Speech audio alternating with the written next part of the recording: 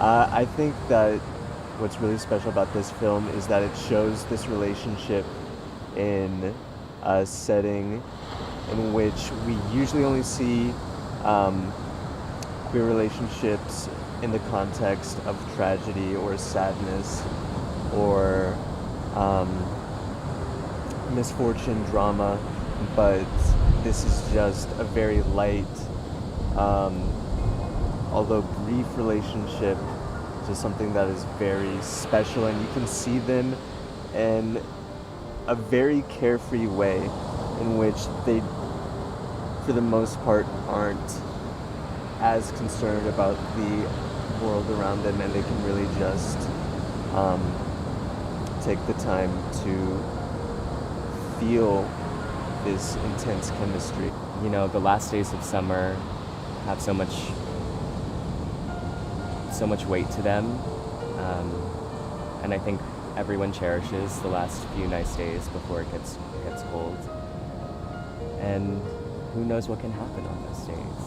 Who knows what amazing people you might end up meeting, amazing memories you might end up creating, and there's also like a melancholiness to it as well. It's like bittersweet, but those memories are cherished, and I know Dino cherishes and will remember this for the rest of Dino's life. I think that Sebastian is, he's obviously a young gay man that is more comfortable with his sexuality and his identity than Dino is. I think he's more experienced, maybe a touch older than Dino. I think he comes from a larger city, probably Los Angeles, where there is a larger hub of a queer community, and I think he's seen a lot in his short 20-something years, or maybe even less, and I think that he's here in the Cape, and initially he probably feels very trapped by it, by being in this button-up, more conservative society. And so that's why I think that seeing Dino is just such a blessing of an encounter for him. Dino keeps to himself. I think Dino really lives in his own world, you know, really smart, but, you know, cautious and a little weary, afraid of what's happening in his mind, doesn't really know what's happening in his mind.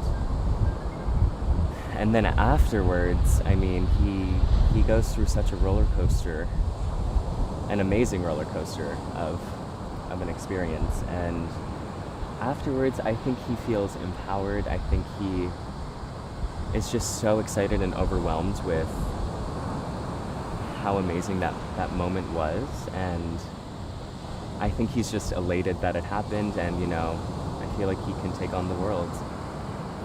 What would I want for them? I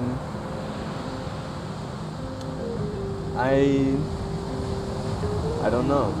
There's a part of me that would like them to see each other again someday, but I think that there's no need to ruin a good thing, ruin a good memory just by having that interaction again. I think like what they have is just such a perfect spark in their lives that they'll never forget. And sometimes when you try to relive that or go back to that, it's best to just live with the fantasy, I guess you could say. I mean, I think they definitely cross paths again.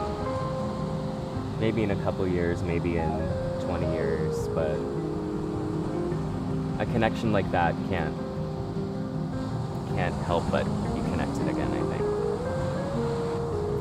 The choice to shoot on film, I think, was such the right call. It fits the story so beautifully. I think it takes away, you know, film is so beautiful because it can be imperfect, because it has such a look to it. And with this story, I think it just made sense to, you know, it was 1965, like, I think it fits with the romance of the story, the enticing elements that, you know, film can really capture really well. I think it gives it a great quality, aesthetically, visually. I think that it will definitely put people that are watching it in that sort of mindset, in this little world that we've been trying to create in the 60s. And yeah, I think it'll just help really convey just the setting and where they are, and like physically, temporally, and emotionally, for sure.